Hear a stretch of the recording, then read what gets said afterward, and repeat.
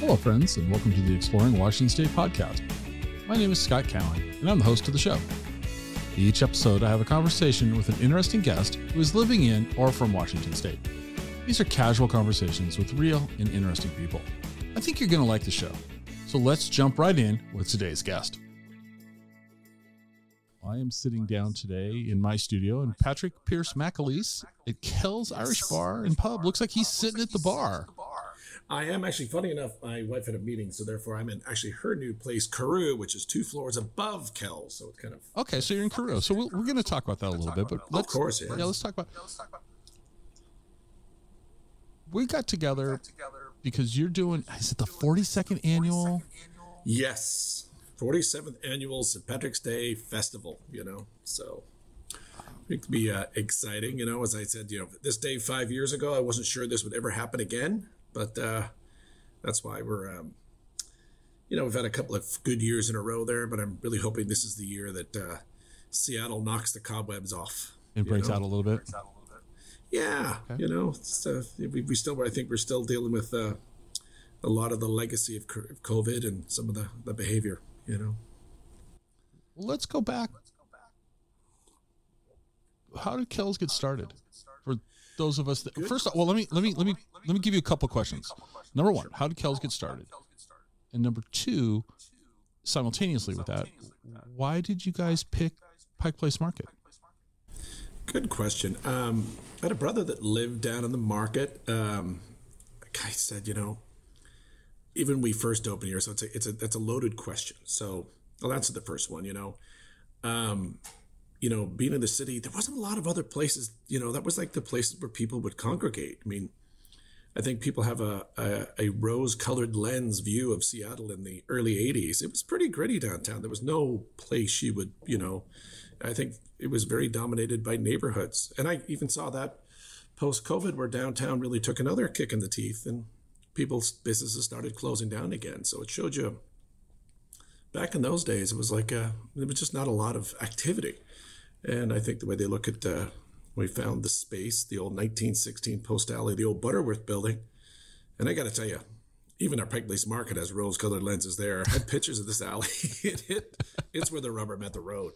And then all of a sudden we opened up here, and a few other businesses went in. Then all of a sudden it went on the Pike Place Market radar again, that we have to be really conscious of the historical background. And I'm like, all I remember as an 11-year-old was 20 garbage cans, dumpsters, and a back alley, So I think the whole place is really transformed. So yeah, my parents, as I said, they came from Belfast, Ireland. Actually, all of us, we all moved here as one whole family, late 70s. So Kells kind of started going in 1983. So all right. And I guess, my parents, family kind of, I guess the idea was to open some kind of business, and they came from that kind of background. So the 2 and 2 went together, and Seattle didn't have a lot to offer in that area. So I guess it worked. Well, and you're still in business, so it's obviously you found a market. Well, I don't know. I think I've been in Kells probably in the 90s. So I'm going to guess nothing's changed. At all? Good question. Actually, in the late 90s, we did a pretty big expansion. Okay. We knocked out a few walls, and then in 06, we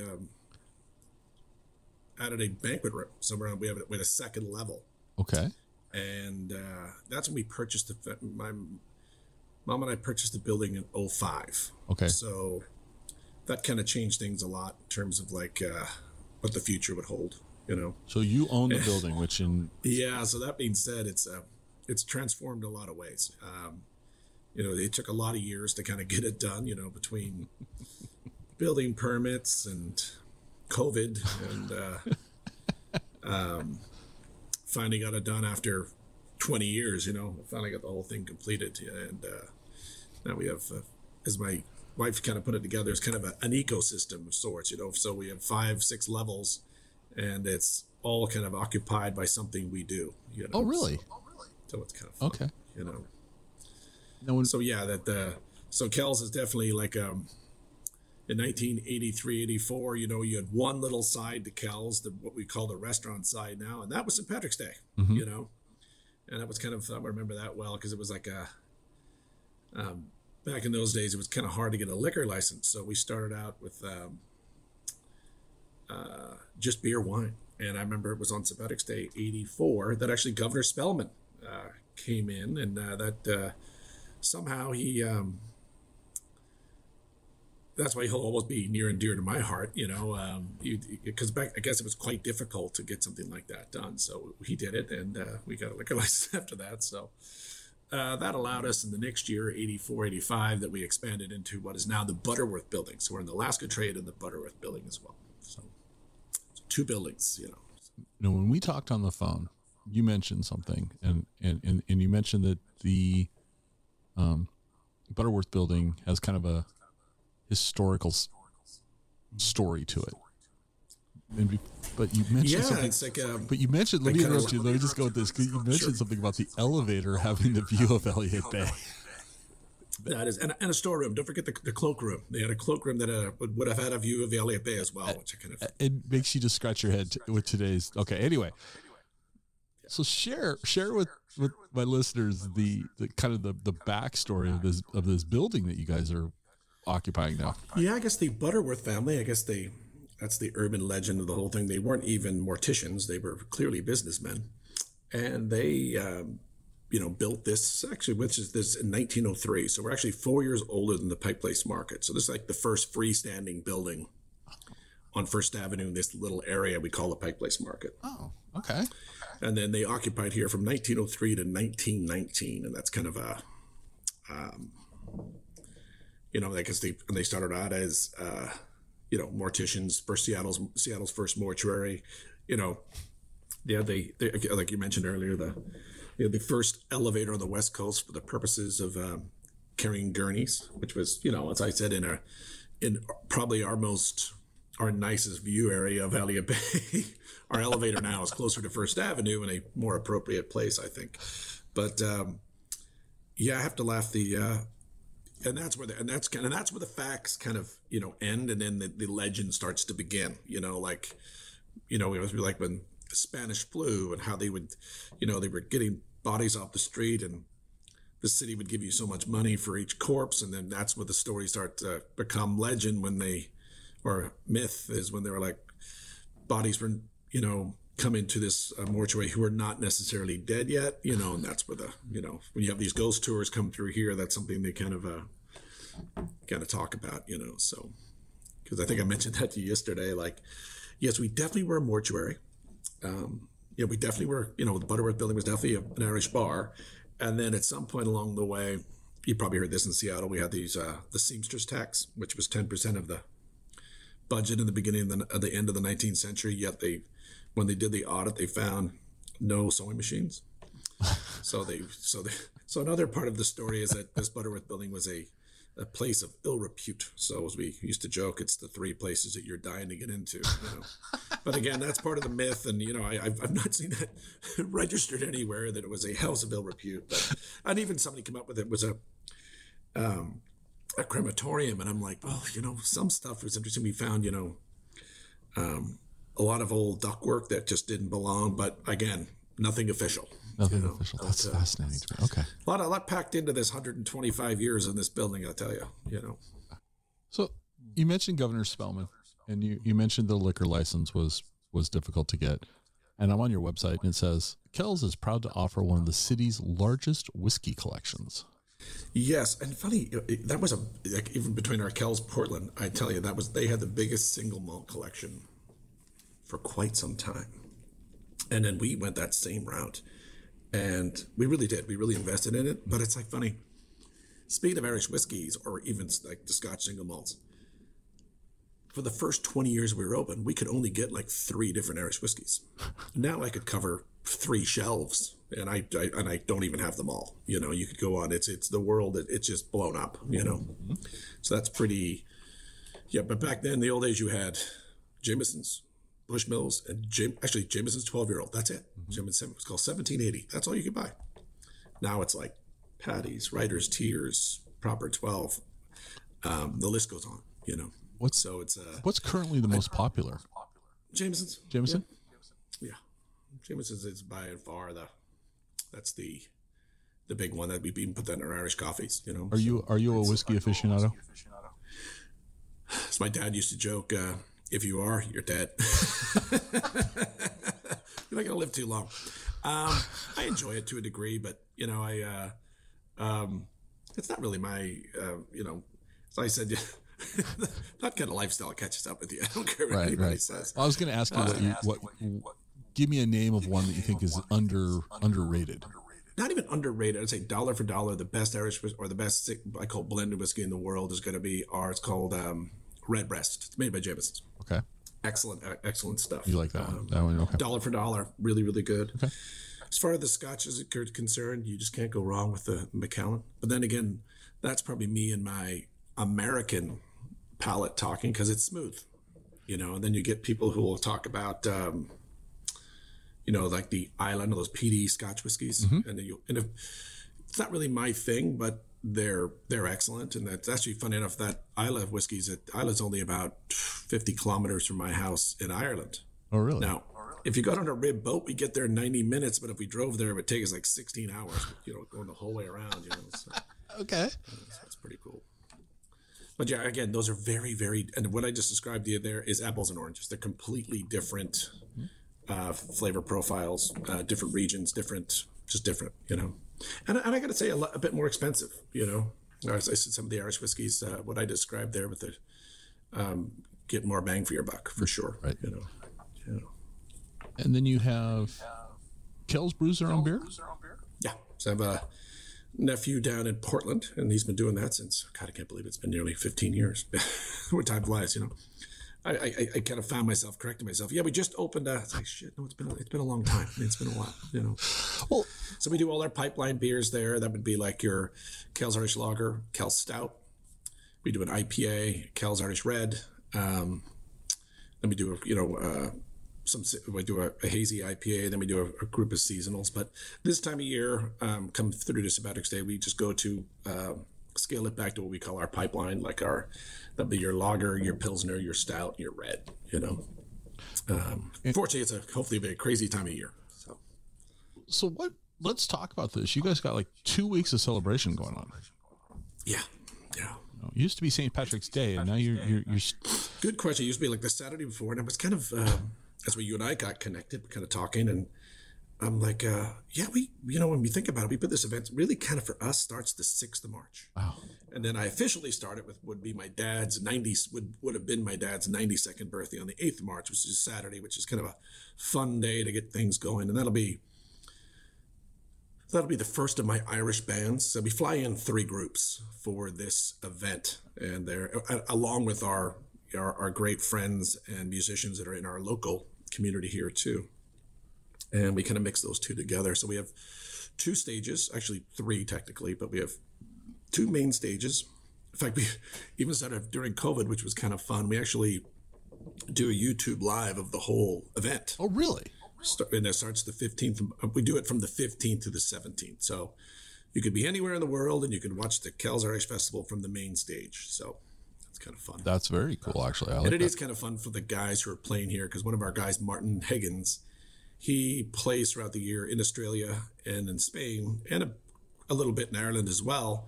So at least his friends and followers in Australia can kind of catch up with what he's doing, and it's kind of fun. Global event. Look at that, huh? Can you repeat his name? Martin Higgins.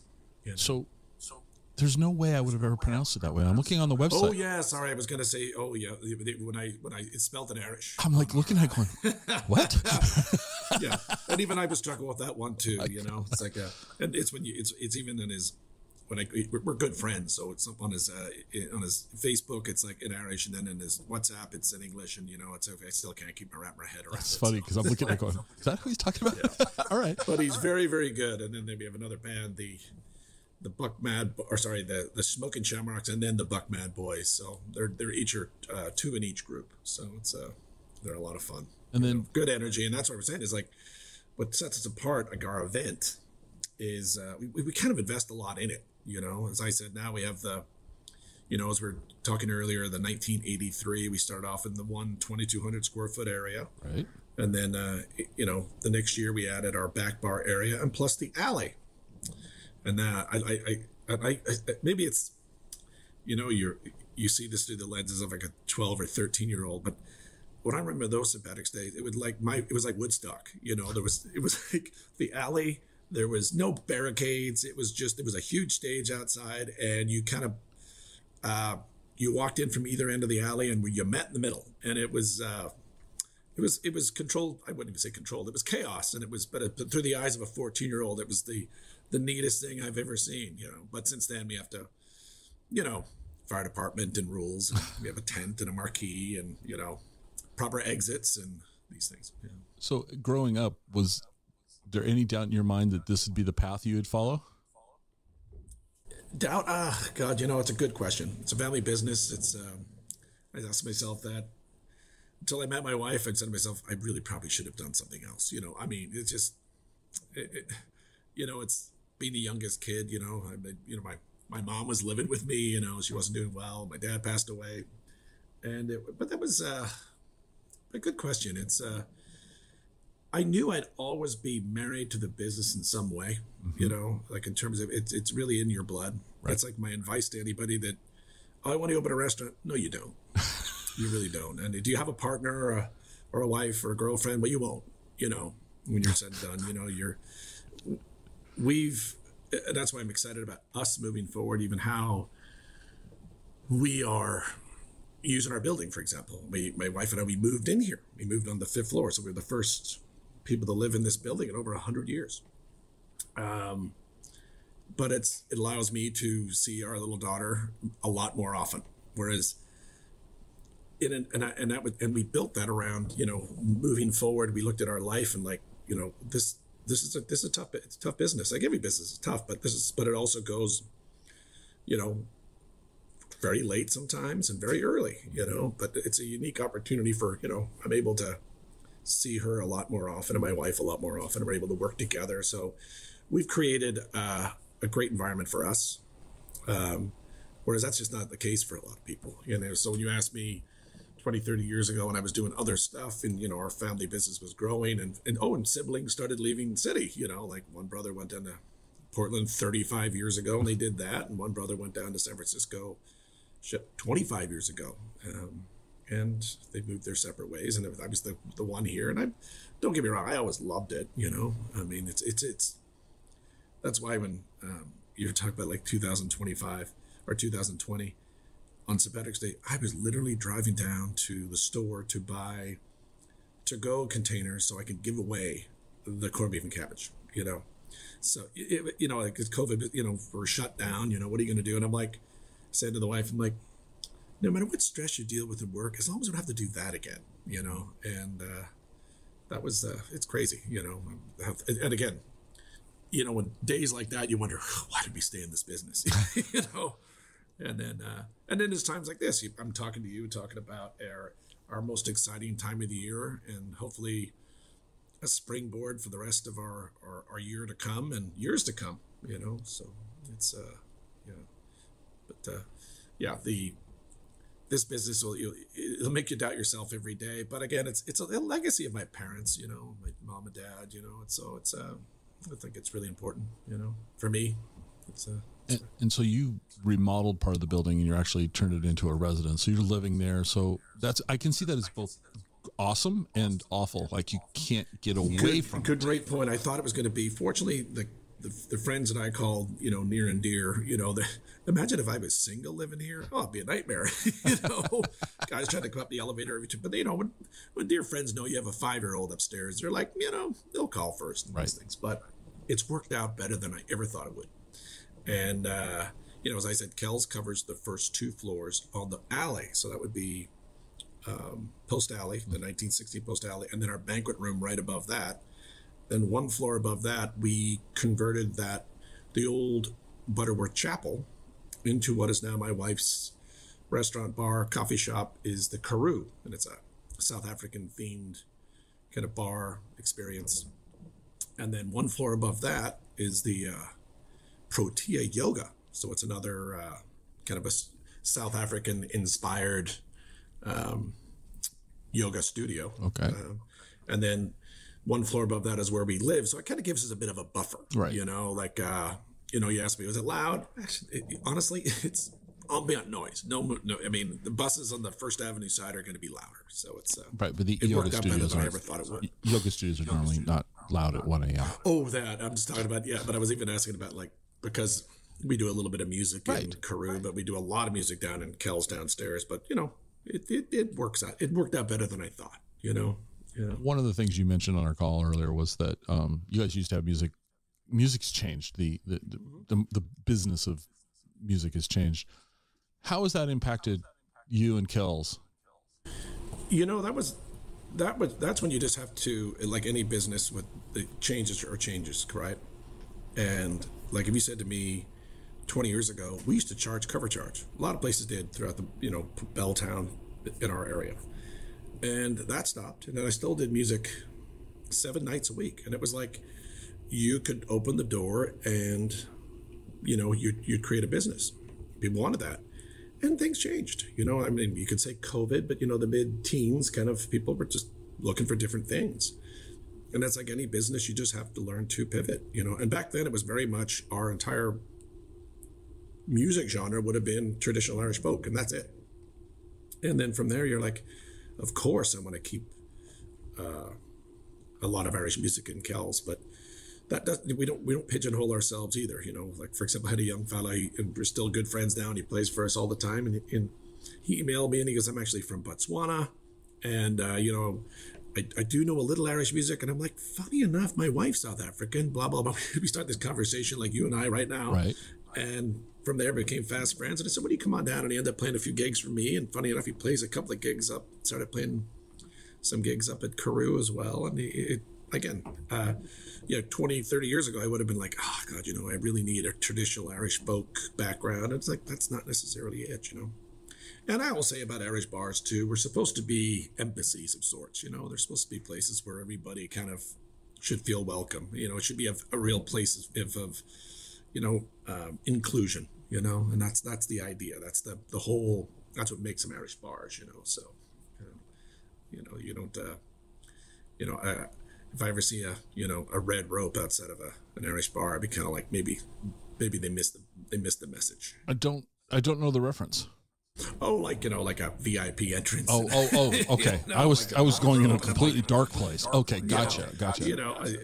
It's like, great if you do that, but I just always like, I like to use the word inclusion, not exclusion. So, and that's what Kells opinion is always. If that's one thing we've done well, it's like you said to me earlier about expensive whiskeys or whatever. Yeah, Kells is the kind of place if you want to spend $50, $100 on a shot of whiskey, you can. But if you want to,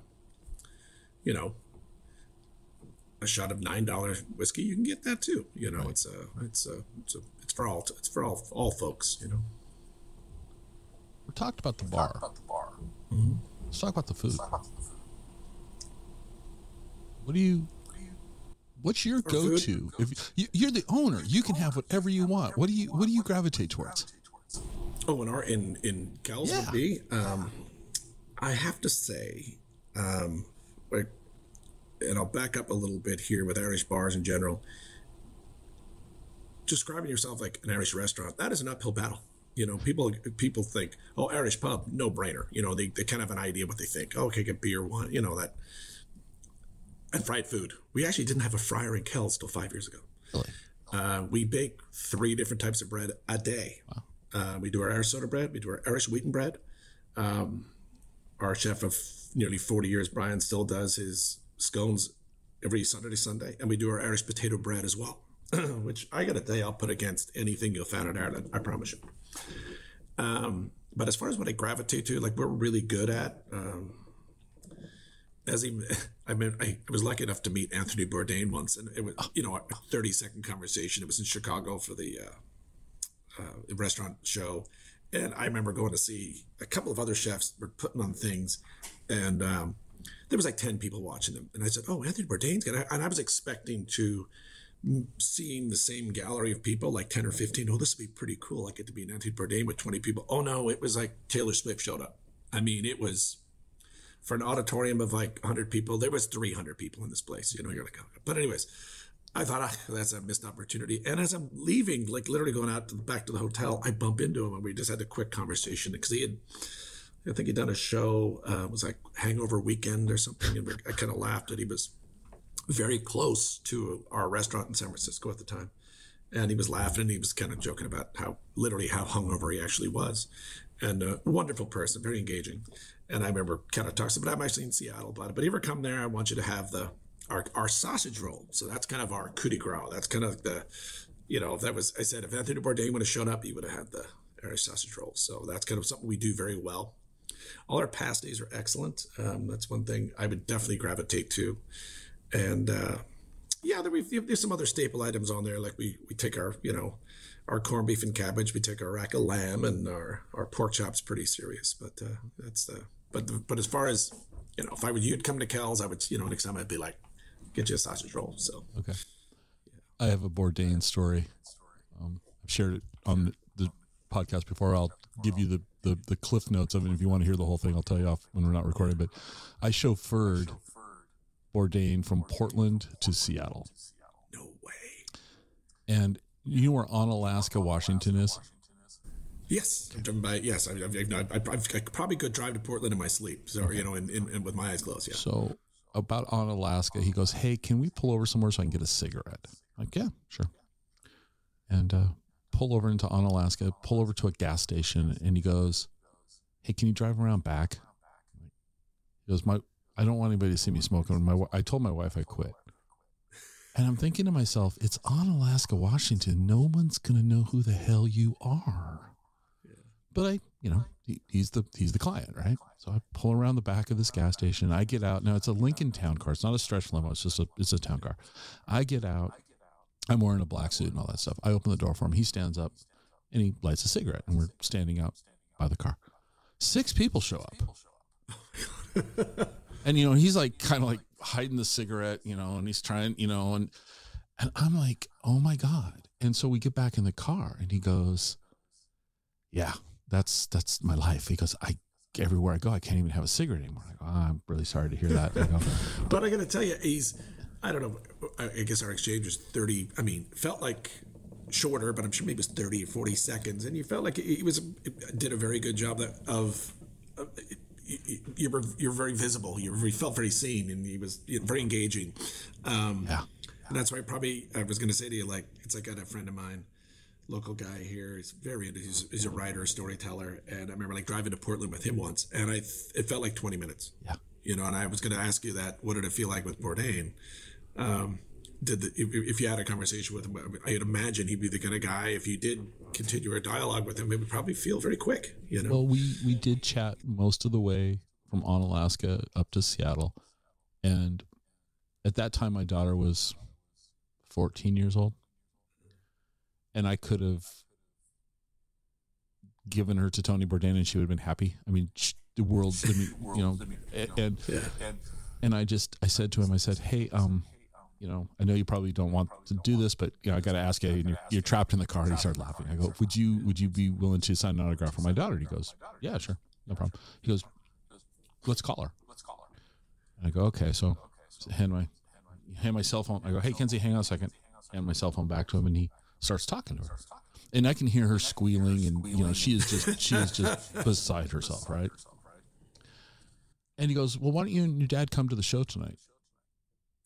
And I'm like, I can't afford to go to this thing at the Paramount that's sold out. And he goes, and I'm not supposed to take gifts from the client, right? And he goes, and he was, you can imagine the words he threw together. And anyway, long story short is I drop him off in Seattle. I was living in Tacoma. Drop him off in Seattle, drive back to Tacoma, change out of the suit, get my car, get my daughter, drive up to the Paramount Theater, find parking, see the line outside the Paramount Theater, go up to the will call booth, which is where he said tickets would be, and there's no tickets. My daughter's not exactly an understanding child. Sorry, Kenzie, if you hear this, you've heard the story. She's heard the story lots of times. Anyway, but at the will call booth, I'm talking to the guy, and the guy says, there's no tickets here. And Bourdain literally walked behind and I go, he's right there. Would you please just turn and get him? And the guy actually did.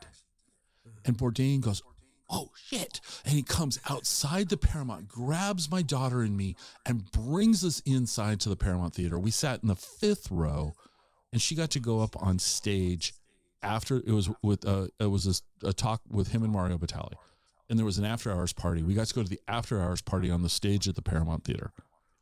I am Father of the Year forever. Yeah.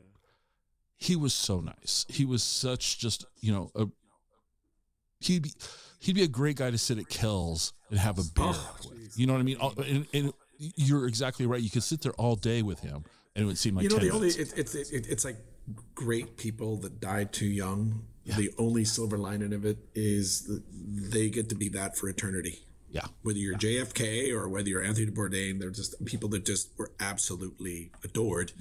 Mm-hmm. And clearly they were normal people, and didn't try to, right. Yeah, he was trying to make it any better. Clearly he had some real struggles and didn't mess around with that, Yeah. And, but yeah, especially, I can't think of a person who would be like, who would you, bucket list, who would you want to spend an evening with? I think he's on everybody's list. Yeah, he would be on mine. Yeah, he would be on mine. Yeah, there's a couple others. There's people are acquired taste, but that guy just seemed to, and even how he was able to, I mean, for goodness sake, he took a cooking show into a travel show and then was able to give his own 2 cents on what he saw in the world, and people took that real serious, Did you ever read his fiction? Like, oh God, you're a chef, keep your mouth shut, what do you know? No, people looked at him more than they looked, any other expert. Right. Did you ever read his fiction that he wrote? No, I have not. Just trashy beach novel, about a cook involved with the mafia. I mean, it was just like, it was awesome. All right. So, got St. Patrick's Day. Kells is gearing up for this giant celebration, 2 weeks of this. But you got 50 weeks of the year outside of this celebration. Sure. What else do you guys like to do? Oh, good question. I have to say, our craziest times of the year are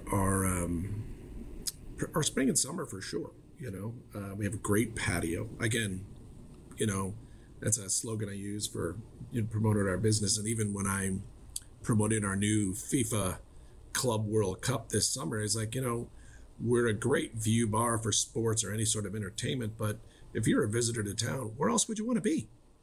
In the Pike Place Market. I mean, we have our new waterfront now with the viaduct gone, the Great Seattle Disconnect. Now, I kind of say our Pike Place Market cascades right into the Elliott Bay now. So it's pretty, whether you're on a cruise ship or you're someone visiting our lovely city, this is kind of ground zero. I used to call it the soul of the city, mm-hmm.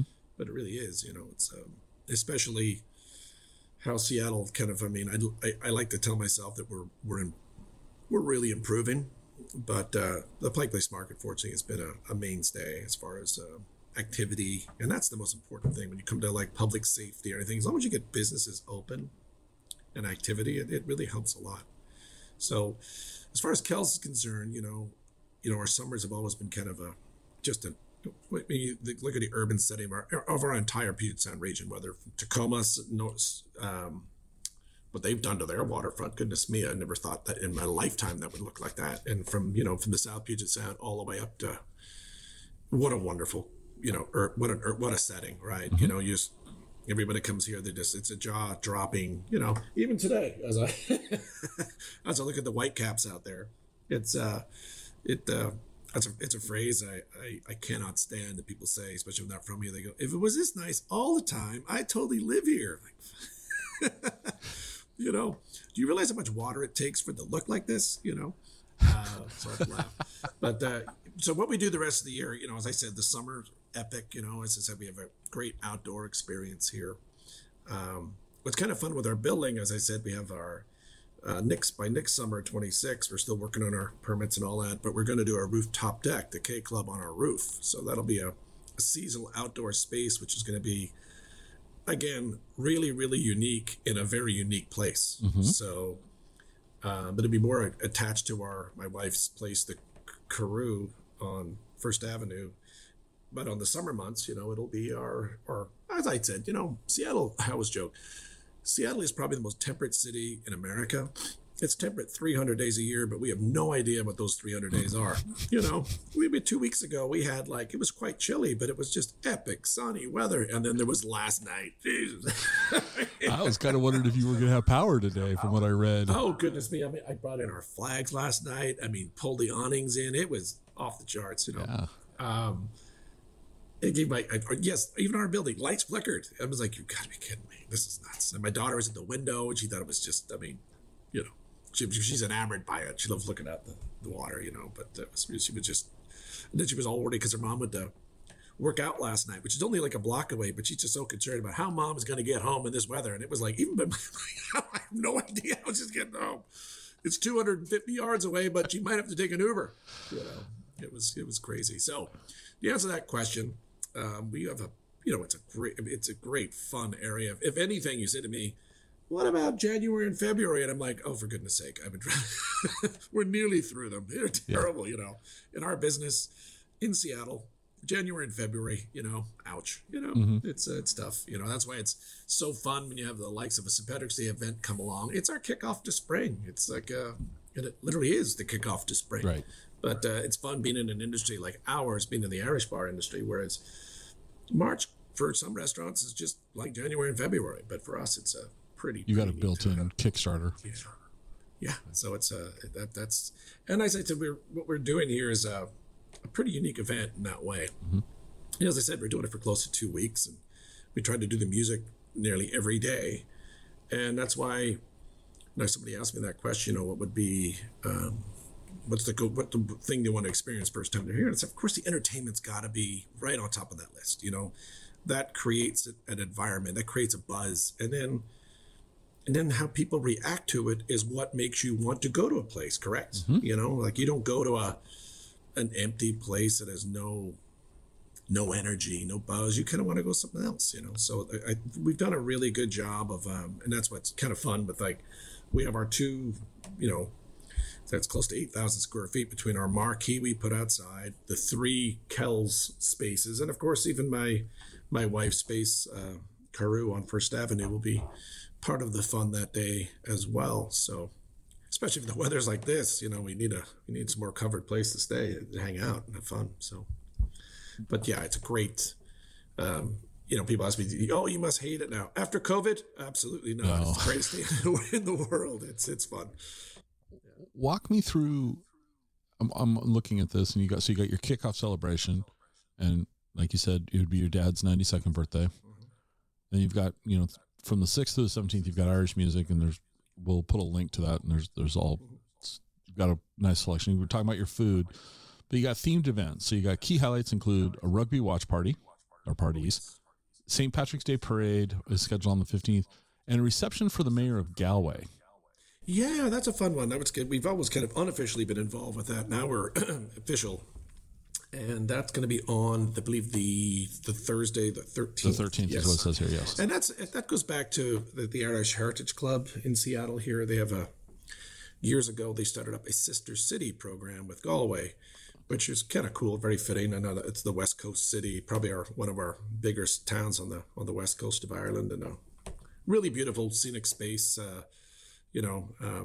I guess somebody made the connection between our Emerald City and Galway and Emerald Isle, whatever. And but it's very fitting. And since then, the mayor this year, it's their deputy mayor is coming over, and they made a great connection. And I think it's the links have actually gone pretty deep as far as commerce is even concerned. I think they're this week, even their Irish tourist boards in town, and I think a lot of those connections were started through the Sister City program. So we're kind of, it'd be fun. That's why we kind of want to knock it out of the park and make them feel very welcome. Because in the past, it's always been kind of, I don't know if as well organized or whatever. So I got to make sure Kells puts on a really good show for the mayor. It'd be kind of fun. So,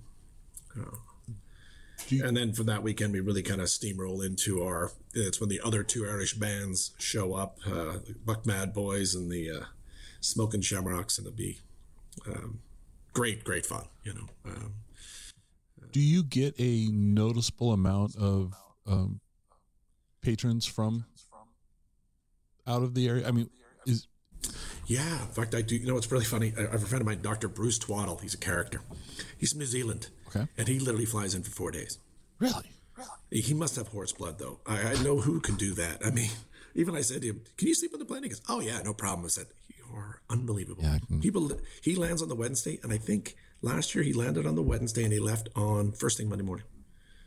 And I'm like, it's not an easy flight to New Zealand, by the way. I think you had to go to Vancouver and then down to LA. It was not a straightforward operation. No, that's. But on saying that, we do. I mean, I couldn't put an exact number on it, but it's like we have. I mean, my buddy Brian Henry, he was always flying from Boston. Wow. Okay. But people that I don't know very well, they come in from, definitely the Pacific Northwest, right. A lot of people from east of the mountains, and that's why we sell all these wristbands and stuff now early, because, those are the kind of customers I really do want to be in Kells, Our thing as part of our business is, putting on an event like this is like, I'm delighted that you're coming for St. Patrick's Day, but it'd be great if you came at another time. And that's why I even stress why, if you want to come with like your kids and you have a young family, right? Well, God, if you come in on St. Patrick's Day, it's 7 or 8 o'clock at night. I don't think that's, you wouldn't even, I don't know why you'd want to do that, right. In fact, the lady complained last year that one of the performers may have used some bad language. And that was, of course, we always want to be family friendly, but when were you here? And she goes, I was there at 8 o'clock. And I don't know how, we're 21 and over at that point. And she was saying like the day before. I said, and she goes, no, it was the day before. And I'm like, I don't know. My daughter would have been 4 years old at the time. And I'm thinking, I don't think I would have had her in there. Right. I mean, yeah, it's just different strokes for different folks, I guess. But in saying that, we do set it up. Like if you want to come like the Sunday before, the 16th March, we're still going to have the same music. So if you just like my mom, she's 90 years old now. That's the day I'll have her in, mm-hmm. I don't think she has tough dementia, but that's the day I would bring her in and enjoy the music, so it's to show folks that, these different experiences you have at Kells, because we do want to stress that we are still very family friendly and, even if you're just coming in for that day, but we also kind of want to show why we're doing it these 2 weeks. You're like, there's a lot of different things you can, enjoy here without, just being here at 8 o'clock on St. Patrick's Day night. So, yeah. I want to completely backtrack. As a young kid, how old were you when you first started working at Kells? 11 years old. 11. Yeah. 11, yeah. What was your job when you were 11? Oh, everything. Dishwashing, busting tables, it's as far as I went from a range of emotions. That's why even at my daughter, I'll be like, that's why I kind of like living within the place. It's nice for her to come and enjoy it for a little while, but it's not necessarily. Fortunately, Kells was a wonderful environment in terms of the people that were there, mm-hmm. And the customers and the wonderful friends we got to meet. Looking back on it, was like it was a rich environment. It was a healthy environment. I didn't feel like, oh goodness me, you don't have your child around that environment. They could stray or whatever. So in saying that, it was very nice. But I never want to see my daughter like, I'm bored. I don't want to, I want it to be something she enjoys. And if but it's still a work environment. So I guess as I said to you yesterday, I take that bus downtown from right where our home was, the east side, and you're going through 4th Avenue. And I remember as a 11, 12, 13-year-old going, this place is a gritty downtown. After dark and the winter nights, there was nothing going on downtown. Right. So when I hear people preach about, the tech companies are going to ruin Seattle, I'm like, there was nothing downtown, guys. There was nothing to wreck. I mean, it was a gritty downtown. And we've seen that over the last 5 years. Downtown's starting to shut down again. And I really hope, and I'm impressed with, and I try to stick up for businesses that really try. Mm-hmm. It's like our friends over at the State Hotel. They transformed that building into what I call the worst corner in Seattle, the 2nd and Pike, almost laughably bad. Mm-hmm. And what they did to that building and put in, beautiful hotel, but again, one of my favorite go-to places to go and eat. Mm-hmm. But 15 years ago, you would have went, you've got to be kidding me, guys. That's the worst corner ever, But so I kind of stick up for places that make that take that chance. You know. What else about Kells is, how do I want to phrase this?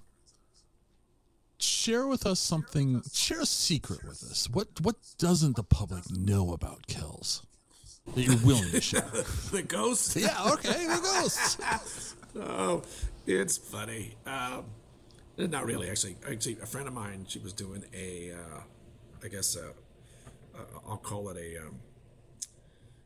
a meeting with the other side. Okay. You know, she was talking to the spirits, and apparently they liked me. Okay. According to her and her, yeah, that's a fact. You know. Okay. Some of the other people that have come in here, like our guy Zach from Ghost Adventures, he was, apparently didn't like him. He was too abrasive and he was very aggressive. You know, which he was. You know, he was something. But I'm saying, fair play to those guys. They never turn it off. It's on all day long. There's no like, oh, show's over. No, that's what they do all day long. That's their mission is to talk to the other side. Okay. You know. But as far as secrets in this place, I mean, it is funny how my connection with the place, even though I thought, God, I probably spent more time alone in this building than anybody over the last 125 years, right? I mean, 40 plus years, but I would be upstairs by myself, you know. Always had a very good sense of comfort. Mm-hmm. It is funny. I don't know if this means you're asking me as if what's the secret, but I'll say something I've observed. Okay. And like my daughter, for example, she was this funny little girl. So when she was there, she's 5 now, but when she was like 2, took her a long time to talk. Maybe it's a COVID experience, you know, not being around other kids. But she would go to this one staircase in Kells, and she would just sit down and she would talk to somebody. I don't know what it was, but she was like from the age of 2 to 4. She would just sit down and blah, blah, blah. And she'd have a little chat and people have their buddies. And so it's funny. We go upstairs, you know, only the last 2-3 months that we moved into the building. And it's funny. She just, I guess it's an observation more than a secret that I haven't really shared or talked to anybody about. But it's funny. It's like she still does it in terms of like, it'd be in the evening, I need to go to the bathroom, come with me. And I'm like, no, you're fine. You're, you know, it's not that far away, you know, and no, you got to come with me. But I catch her, like, as I go back there and she's talking away to somebody still. So it is kind of funny, you know? And I ask her and she says, it's nobody, you know, and I'm like, it's a friend. Okay. You know, I just don't want to, you know, it's okay. That's, you know, all right. Don't hopefully it's healthy. Yeah. What do we know? But it's funny. I just was thinking about that the other day. It's like, I haven't really, I guess I talked to my wife about it, but I'm like, and I've said to this, like my friend Susan, he would do these ghost, I guess we call it adventures of sorts. And she was like, oh yeah, that's totally natural up to the age of about 4. They have this extra sense. And I'm like, okay, you know, I'll take your word for it. But, so I think about it sometimes too. And I just, because I remember kids would come down and they're like, can you show us what the ghost? Well, I'm sure. And I say to Madeline, she's with me. I said, do you want to give these kids a bit of a tour of the ghost? She's like, okay.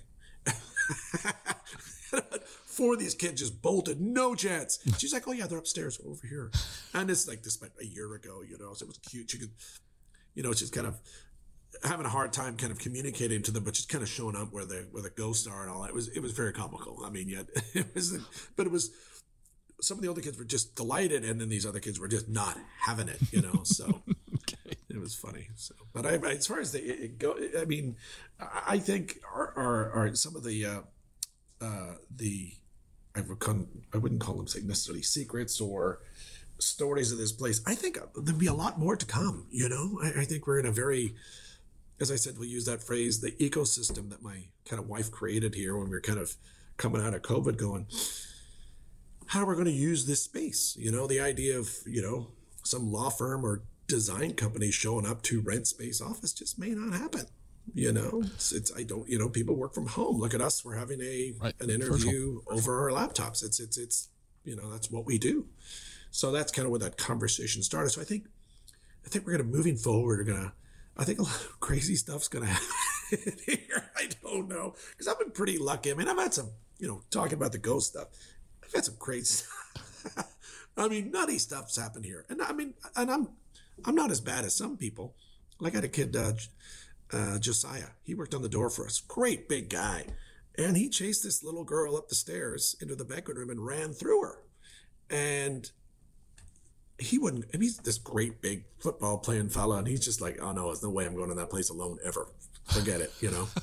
And of course, it's one of those stories like, I don't know, even I'm captivated. It's like, oh, and there's like the little girl in the red dress. Oh yeah, everybody's seen her, you know? Well, I hadn't, you know? It's like my most, I mean, of course, absolutely most vivid experience I've had here was with my friend Paulette and Josh come in. It was years ago on Thanksgiving, and they come in, and I forgot who it was, but one said, are you open today? And I'm like, of course not. It's Thanksgiving. I'm just waiting for you guys. And then Paulette kind of goes, who's the lady in the kitchen? And then Josh is like, yeah, who's the redheaded lady? And we're like, whoa. And we go back there, and it was like, of course, nobody's there. And of course, I'm looking at these two guys. I mean, we're talking 4:00 in the evening, sober as can be. I mean, I'm thinking, why are you asking me that question? Of course, it's like me being here, right? Of course, you know, I'm not open right now. You know, you can see for yourself, you know. And of course, I go to my cook the next day. I'm like, you won't believe what happened last night. And then he's like, and I tell him, and he's like, oh yeah, everybody's seen her. Like, yeah, news to me, you know. You know, it's so. But as far as the old secrets are concerned, yeah, I don't know. It's just it's a funny old place. But I think I have a funny feeling. To answer that question, I think you and I need to talk again. I think as I said, joked with my daughter going upstairs and talking to her friends and all that stuff. I'm like, maybe I got some more stories for you in the future. Okay. You know? Okay. You know, hopefully good ones. Hopefully like positive ones. You know. Hopefully they like her as much as me. So I'm going to shift gears on you now. I mentioned to you, I asked you 3 questions. So this is the beginning of those 3 questions. So everybody gets this question. Where's a great place to get coffee near Pike Place Market? So I got to tell you, it's the great question. And not only that, it's something that I'm enamored with. I've been in the restaurant business for majority of my life, obviously. Coffee shops have always interested me to no end. I think it's it's like, not to say, you know, there's businesses, you know, of course, I'm enamored with landscape architects, of course, you know, who doesn't want to be a surgeon, right? Me, I do not want to be a surgeon. Yeah. Coffee shops, I'm just enamored with them. I love them. Oh, by the way, it's not like a bar where like, I promise you, you've been to bars you've really enjoyed, but you've regretted going to them the next day. Whereas coffee shops, I just think as far as when they're done right, in fact, it's even going to like, yeah, some of those European experiences we've had. New York, San Francisco does a really good job of that. So I've always been an interest with the flavor of the coffee. And that's why with my wife's Karoo experience here, now that we have the Protea Yoga starting up, we'll be open much earlier in the morning. So part of our whole experience here is the coffee environment as well, a coffee experience. So that's why, to answer your question, long way around, I've tried every coffee. I'm enamored with the business. I think it's the coolest thing in the world. But Fonte Coffee, and that's why we partnered with them. It was like I wanted somebody local. Mm-hmm. I needed the balanced flavor. For example, we talked about the gourmet Irish coffee experience. I mean, and no one's really done it. I mean, Irish coffee is one of the most popular, we'll call it cocktails you'll find, mm-hmm. You know, as far as hot, warm cocktails, I think that couldn't be, you know, out that the hot toddy, I think the Irish coffee is the most recognizable alcohol beverage. But no one's ever went, oh my God, we got to put a really great cup of coffee in that as well. Of course, you're going to use your quality Jameson's whiskey, great. And of course, proper heavy cream, mm-hmm. None of this cheap stuff that breaks down and has a chemical reaction. But and I even come up with something called the Marconi coffee myself, and that's the shot of espresso with the whiskey and the half shot of whiskey and the whipped cream in a smaller vessel. I named it after Marconi was John Jameson's grandson, and of course, I'll give Tesla credit there, but along those two together came up with wireless Morse code. But he did it from just north of our house in Ireland over to a place called Rathlin Island. So okay. That was good. That's what he did the first. As my dad used to joke, it's so close he probably could have just yelled, and that's why you heard him. Okay. So, but yeah, he did it from there. So I called it the Marconi coffee. All so right. It's a little shot of espresso, half shot of whiskey, and then finished off with either. And you can put, you know, a little brown sugar, you know, a couple of real purists don't do that. But anyways, Fonte Coffee was let me roundabout way there. We picked them. They're local, good friends of mine. But they had and I'd ask friends, we'd go for this, and I don't want to begrudge anybody. There's certain coffee places that I've had around here that are quite popular. That, to me, they're very bitter. There's a sourness to it that I don't know. It's almost like they're trying to put a uniqueness on it, and it doesn't suit what we do. So as far as Fonte is a no-brainer. I mean, even we order off them now, and it's like we roast on a Wednesday, we get a Thursday. So I'm very, very comfortable and very happy with the quality of stuff I'm getting too. So what sort of blend are you using for your Irish coffee? We use their, oh goodness me, it escapes me just there. Great question. What do we use? We use, I guess it's the Fonte House blend. Okay. We do, now we're just getting into the espresso world, and that I don't know off the top of my head, And again, it is my wife's place anyway. I'm just kind of going along for the ride. There you go. All right. But you're right. We do use the Fonte House blend at Kel's downstairs as well. All right. And again, it's bold enough that allows the whiskey to shine through a little bit, and vice versa. Right. Without, like some people, you say you got to use a proper malt whiskey to get through the coffee, but some of the coffees I've had in some Irish coffees, like the coffee's just not very good. Yeah, so. I've experienced that a lot. All right. Second question. I'm going to get to Pike Place Market area around lunchtime, so I'm always looking for a good place for lunch. Now, you can cheat and say Kel's, and that's fine. It's a perfectly acceptable answer, but I'd like to know. Yeah, I joked yesterday. I'm like, is there any other place open? I mean, during the day, it's really challenging. There are some really neat places in the market. Like I'll say, one block away, my go-to would have been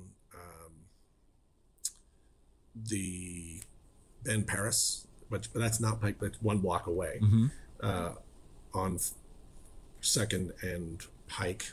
But you have your places like Matt's in the Market. It's really nice. It's a good spot. Again, I'm delighted that, Tom Douglas put his kind of got things going again with his half shell.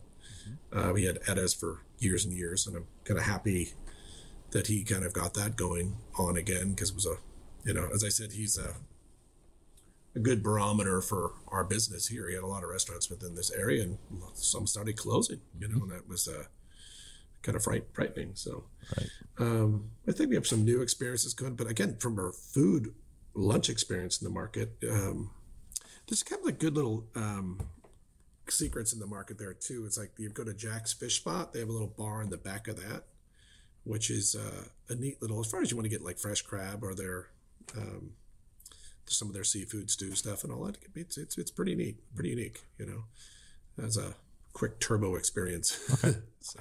All right. So here's the third question, which I told you I wasn't going to share with you. Now, you ready? Now you have to, I'm going to set this up for you.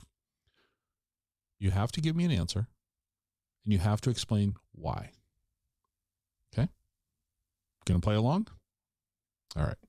Cake or pie? Ooh, wow. I would have normally said pie, but since I met my wife, I'm going to go with cake. Why? She's quite a baker. Okay. Quite a baker. So what type of cake? Ooh, it's funny. I was enamored with red velvet. I don't know why. I mean, it would be that thing you have it. And I remember every time I'd eat it, someone would say, do you have any idea what they put in that stuff? I mean, when I said red velvet, I've probably had it 50 times in my life. You know what I mean? It's like just, it's a red velvet. I enjoy that. Not like I had it every day. I'm like, again, we're joking about drinking and bad behaviors and all that. I'm thinking me having 50 red velvets in my life, I think I'm going to be okay. You're probably fine. I do. Shit. Again, my wife is the best baker ever, but we were kind of talking about this as far as a flavor, which this will probably kill you. But have you had that Mexican? It's the tres leches. Yes. Kind of like that to me is. To me, that if it's done right, could be, because there's the right amount of, like, it's moist, it's got its cream, it's pretty wonderful. Again, probably wise not to have it every day. You know, I've personally never had it that many times, but I got to tell you, it's a cake. Wow, it's just fantastic. You know. Yeah. Okay. There you go. Yeah. You survived cake or pie. I survived cake or pie. Yeah, but yeah, it's funny that just changed. What is it? Oh, in a drop before 2018, pie. No, in a second. Really? Okay. So let's go back. So pre 2018, if you would have said pie, what would the go-to pie be? I definitely would have went that direction of like that, those apple crumble, that direction. Is that kind of is that just still qualifies as pie? Yeah, you know, that was kind of that crumbly kind of thing was just, in fact, there's another place in the market there. I forget what it's called. It's right next to Frank's Produce. There's a little bakery there, and they actually do a raspberry oat bar down there. It's a crumble. I'm going to tell you, and they do a pecan. It's pretty darn good. Okay. You know, in fact, I stopped by there the other day because usually have quite a sizable line. So I was picking up blackberries for Carew. We do this, they go through blackberries like crazy here for one of their cocktails. And so I said, ooh, there was no line. I think I'll pop in and grab one, you know, and it was well worth it. You know, I'll tell you. And yeah. They do a great job, you know. So. Well, what didn't we cover that we needed to cover? Oh, I think, you know, I really appreciated, you know, we're talking about our St. Patrick's Day event, and it's again getting our as I said to you yesterday, was Seattle in, you know, knocking the cobwebs off, you know, like literally. After a tough couple of years for us. I mean, to me, I always thought of Seattle as the most dynamic city in the world. I mean, from its unique setting to the industries here, the industries that have risen here, just it's a special place. Unique. I mean, even the unique name, you know, it's it reminds me of that scene out of Beavis and Butthead when he said, "Where are you from?" And then the guy goes, "Oh, Seattle." And he goes, "Pretty cool." And I'm like, you know, that was my, you know what, that's what I thought of Seattle. And then I haven't seen that. It was funny. It was cute. And in fact, that's a funny thing. You'd say, when I first came to you know, when you're as a child, you think that, you know, the world is you're the center of the universe, and that's what it is. But you also start to think to yourself, what does the rest of the world think of me? You start thinking out loud. I remember we first moved to America, and it was really sad, but we're watching. It was like 1980, and we're watching these like 8mm reels. It was the Vietnam War. And it was like the same scene. It was this poor young man's been shot. And of course, this medic is working on him, and he's trying to calm him down. I'm sure the medic's 24 and this kid's probably 18. And he kind of says to him, "Where are you from?" And he's like, "Seattle." And he goes, "I've been to Seattle. It's pretty," and again, same as a pretty cool town. And I'm thinking, I'm like, wow, that I realize this guy's halfway around the world, and I don't know why it just hit me, you know, like going, that's where I live, you know. And at that time my family had just moved here, and there's you know, like, oh, you know, Seattle's a special place, you know, and I think our best days are ahead of us for sure, you know. But I really but as I, you know, you like to ask about my business and moving forward, it's like, so many friends have closed up and moved on, and it's been a challenging environment to have a business. But again, I think our best years are ahead of us. You know, we're a dynamic city still, but we got to keep the lights on a little brighter. I think Seattle will be okay. Yeah. I mean, it's I think it'll. You know, we can go on, and you know, our minimum wage, and you know that was tough. You know, but it moving forward, it's.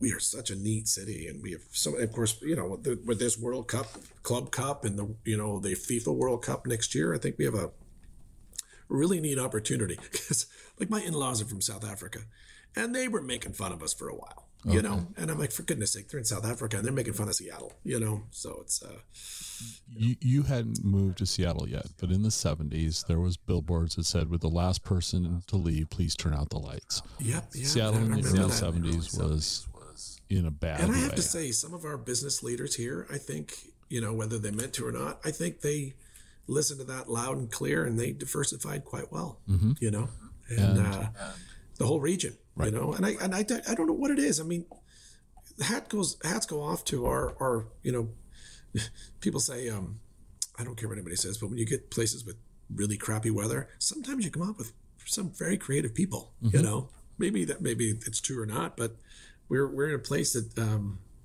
has definitely encouraged creativity. And that is, no one can argue with that, you know? I agree. I mean, yeah, you're right. And, but that's why I'm excited about, but one thing Seattle, and I'm going to say it from our standpoint, like my industry, we've done a very poor job. And I'm going to say, I could talk positively. I'm, you know, happy with our new city council and our mayor. I'm going to stick up for him. And, you know, I don't want to be the armchair quarterback and say, oh, everybody does everything bad. You know, you got to, you know, be part of the solution, not the problem. But I have to say, and you agree with me this, we've done a really poor job of hosting, I would call neutral events. Like, you know, like whether it's a sporting event or anything, it's like, that's why this World Cup coming up, I'm like, finally, we're doing something that's, you have to come here. You know, I'm not going to say like Super Bowl should be played here. You know, sometimes our maybe January, February are the most desirable spots for, you know, for here. But Detroit did it, you know. Yeah, Detroit did it. It's, I'm of the opinion, you know, and we're going off the rails here, but I'm of the opinion that the city of Seattle would be an outstanding host of the Super Bowl. Not all the time. Yeah. But it deserves a. I mean, I just think we got to start thinking out of the box. For example, we have this thing called the America's Cup, sailing, wonderful water. And I'm like, for goodness sake, we have Elliott Bay. I don't know why we haven't had, you know, world-class sailboat races. I just think, I mean, this setting here is just so unique and so special. And I do want the world to see it, you know? Right. I mean, everybody, whether it's temperate climate, whatever. I mean, we do get a lot of people from Texas and, you know, in the summertime, Arizona, Florida. Funny enough, just they steamroll through Cals, and I just kind of have to laugh at them. They're like, you know, they're leaving environments that are incredibly hostile. You know, 117 degrees, and you're coming to Seattle, and it's 75 in August. You're like, you know, pretty cool. You know, pretty cool, and you know, literally pretty cool. Yeah. So, I just think it's just I really want to put Seattle back on the map. You know, and you know, it's I think it's very doable. I mean, we've invested enough in our darn downtown. You know, it's time for us to, you know, get some people here. You know, yeah. So, all right. But again, we have this unique opportunity this summer. We've done it. In fact, even next summer, Seattle's going to host one of the actual USA games here. That is just, I mean, come on. So that's awesome. That's awesome. So rather than being the guys who, you know, usually talk on podcasts and just naysay and talk, you know, garbage about I think whoever put that together did a great job. Hats off to them. And I'm going to give our city council and our mayor the credit they deserve, and hopefully we'll build from there. Because I mean, yeah, we got a lot of work to do still, but I still think we've created a good setup, you know, for success. So. Well, I wish Kells the best hopefully for this. Hopefully Kells Pike Place Market will be a big part of that process. It will hopefully be the launching pad for Seattle. There you go. Yeah, funny stuff. Well, thank you for sitting down with me today. And oh, geez, I hope I can get you up for. I'll send you all your wristbands. Get you up here for the main event. It'll be a lot of fun this year. You might see me give you the because tour. I You're realize gonna be my ghost. My Madeline's gonna give you a. She's gonna introduce you to all her ghost friends. You know. Yeah, I actually. I have to be in Tacoma on the 18th, and I might T-Town, Southie bad boy. Yeah, that's I might just darken your door. Well, let me know first. You have my mobile number. Yeah, and we could do this. We'll get a hold of you. It's gonna be fun. Because I got to say, this year is gonna be very unique because it's like we've never really incorporated the whole building into this. You know, now granted we don't have a rooftop deck open, but that'll be next year. But with the crew right downstairs to. The banquet room, into our back bar, into the alley. It'd be a lot of fun. It'd be unique, you know? So again, after 42 years, we've never done it like this. Okay. So this is a new, okay. Excellent. Excellent. Because as I said, what's different or, you know, we've never done it like this before. So it's going to be pretty neat, you know, kind of incorporating all that space. So. All right. Well, again, thank you and best of luck. Thanks so much. I really appreciate it. Thank you. Have a great day and happy St. Patrick's Weeks. There we go. Okay. Hope you enjoyed the show. You can reach me on Twitter at ExploreWaState. I'd love to hear your comments. You can also visit our website at explorewashingtonstate.com.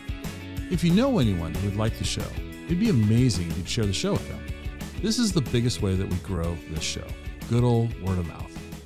Glad you were here with me today, and I hope to have you listening to the next episode. See you then.